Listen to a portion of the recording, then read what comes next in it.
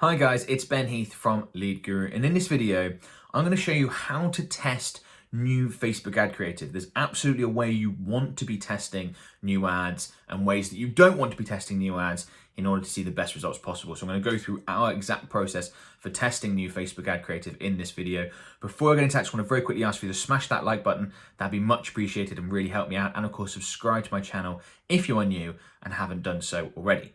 Okay, so I'm in an example Facebook ad account here, and I wanted to quickly show you, well, I'm gonna go through this. So we've got one campaign, we have 4 ad sets, and we have 16 ads. Now this is fairly typical of how we might structure a Facebook ad campaign. Now, I say we've got 16 ads, that won't be 16 different ads, it'll be the same 4 ads across those 4 ad sets. It allows us to test targeting options. You know, you keep the ads the same so you can see which targeting options perform the best, etc., etc. So this would be like a typical structure that we would likely use in our client's Facebook ad accounts and when we're setting up a campaign.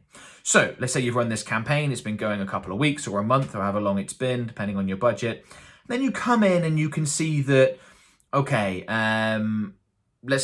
we'll park the ad sets. That's not sort of the purpose of this video, how we test those. But let's say we've got ad sets that we're pretty happy with. We then go on to ads and we can see, for example, that we've got example, as you can see in this here, right? We've got example ad 1, example ad 2, example ad 3, and example ad 4.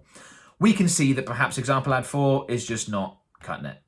It's not doing as well as the others. Now, how do we assess that? Because I get questions about that a lot. I basically always assess the performance of an ad around cost per conversion, not around volume. You may have one ad or one ad set that's producing a lot of leads, a lot of purchases, a lot of whatever it is, but and then others that aren't hardly doing any volume, and you might think, oh, I'll turn off the one that's not doing a lot of volume. That's not the right way to do it. Go off cost. Which ones have your best cost per conversion? Pause the ones that have the highest cost per conversion. So let's say example ad 4s just across the ad sets were too expensive. The other ones were outperforming them. And let's say the same for example ad 2s, just across the board. Now I know this isn't always this neat. Sometimes in some ad sets, you're gonna see ads that perform better than others, you're gonna see some ads that perform better than others, and that's gonna be different to what you see in the other ad sets, in which case it's fine to optimize according to each ad set. So you may end up with ad set 2 having ad 1 and 4 on, whereas ad set 3 has ad 1 and 3 on. That's absolutely fine. But let's say, so this is the first step. When we want to test new Facebook ad creative, this is step 1, right? Is pausing the underperformers. Now we know that we don't want to have more than 5 ads live in one ad set at any one time. That overloads Facebook. It's too difficult for their optimization process to test the variables and they really struggle, okay? So you'd pause, in this example, let's say example ad and example ad 1 and example ad 3 are performing really nicely. We want to leave those running, happy days. But 4 and 2 weren't doing quite as well. Absolutely fine, this happens all the time. Now, when we want to add in new ad creative, and this is a scenario in which we would, right? We've got 2 ads that we're happy with, but why don't we add in 2 more to see what can produce the best results? It may be that the 5th or 6th ad we add into this campaign smashes it out the park, improves the performance of everything, and it's well worth doing. So we've got example ad 1, example ad 3.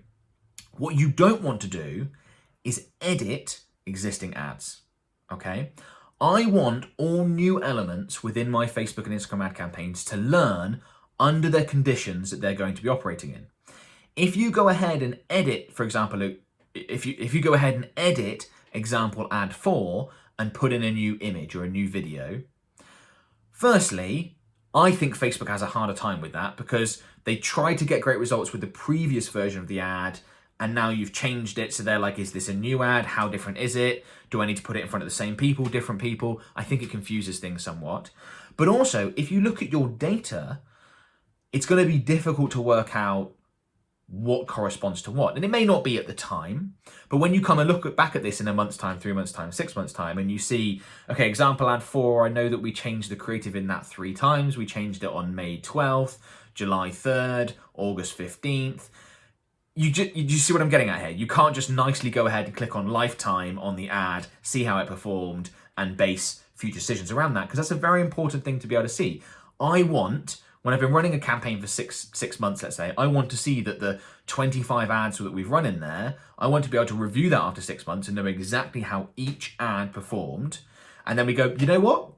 Looking at this over a 6-month time period, we can see that video ads in this campaign do perform better. That's what we're going to focus on in the future. Or we can see that ads with the focus on this particular benefit of this product or service, they produce the best results, and that's what we're going to focus on in the future. So being able to look back at historical data is very important. If you change ads, all that goes out the window, right? Okay. So very important that you don't edit existing ads. What you should do, let's say we're going to leave 3 and 1 live. I would go ahead and, in this case, because there's 4 ad sets, select all the 3s, click duplicate, original campaign. We want to duplicate it into this campaign. You could, for example, duplicate these ads into another campaign, which would be absolutely fine, but not for these purposes right now. Go ahead and click duplicate, and then change the name on these to example ad 5. I've automatically, when I click duplicate like that, got all 4 selected. And then I can go in and change, to all 4 of those. Remember, because there's going to be 4 example ads 5, 1 in each ad set. Hopefully that makes sense. Here's where you go ahead and add in your primary text, your media. It'll copy everything across from your previous ad. So if you're going to use the same headline or the same primary text, but you just want to change the Facebook ad creative, absolutely fine. Okay, go ahead and do that. And then you can go ahead and publish and set that up. If we go back in here, you can now see we've got a bunch of example ad 5s. And then we could do exactly the same. If we wanted to add in another set, duplicate. And then we've got these ones that were going to be example ad 6. So now what we would have then with this round of testing is we're going to keep all the 1s and 3s, and we're going to test those alongside the 5s and the 6s. So that's another important thing to do when you're testing new Facebook ad creative, is not to remove the previous best performers. Because you don't want, let's say for example, if we were to pause 1 and 3 that we know have done well so far, or done the best at least, and just run 5 and 6. Well, what if 5 and 6 don't work? Then the results are just going to drop off a cliff. So you want to leave 1 and 3 running, because if 5 and 6 don't work, Facebook will very quickly work that out. They'll spend a lot more of the budget on 1 and 3, and your results won't drop off. This gives you a nice balance between going with what you know works best and testing. And you can continually go through this process and gradually improve your campaign over time, which can make a huge difference to your results and the profitability of your Facebook advertising efforts. This is the setup. Okay, so we've just added in 5 and 6. I would want to give this usually at least 7 days. I want to run 1, 3, 5, and 6 as they are for 7 days. Sometimes it might be more if you're operating with a small budget, longer time frame.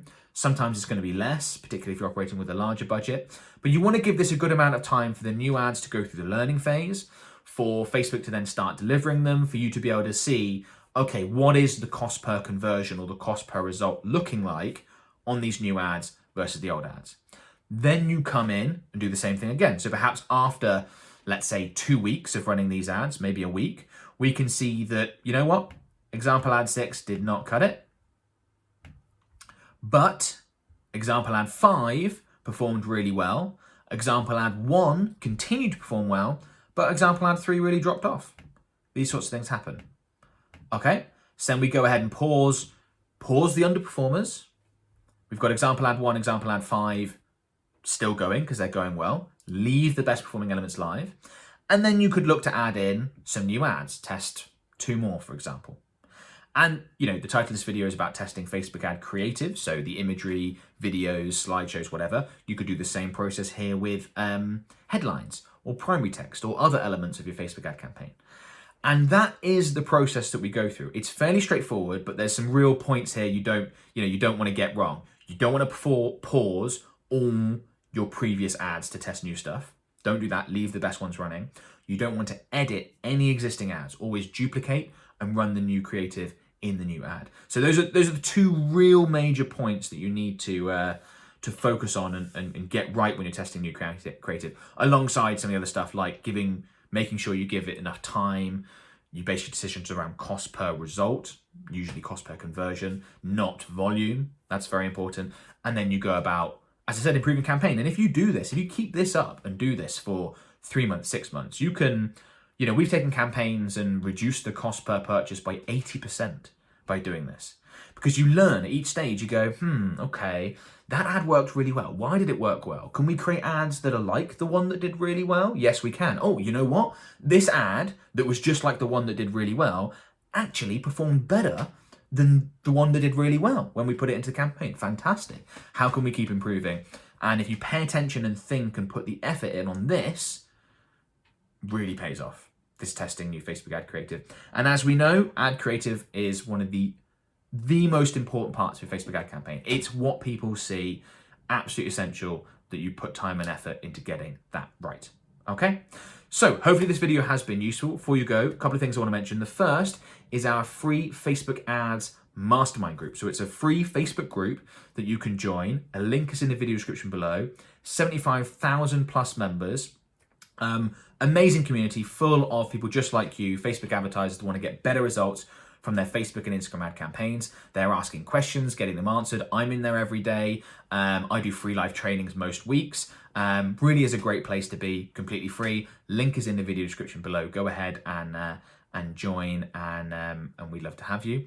Other free thing I want to mention is a free webinar I've created called 3 Killer Facebook Ad Strategies to Double or More Your Revenue. And that webinar focuses all on the sales funnel, and it shows you exactly how sales funnels work in detail, which sales funnel you want to use for your products and services. That's why there's 3, so you can choose the right one for your business. Very, very important, that often underestimated.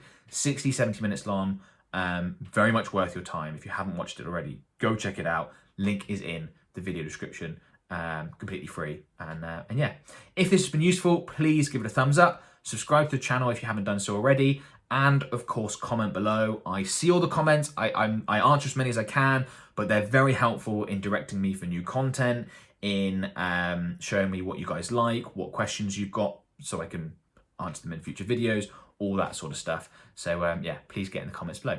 Thanks a lot, guys. Talk to you soon. Bye for now.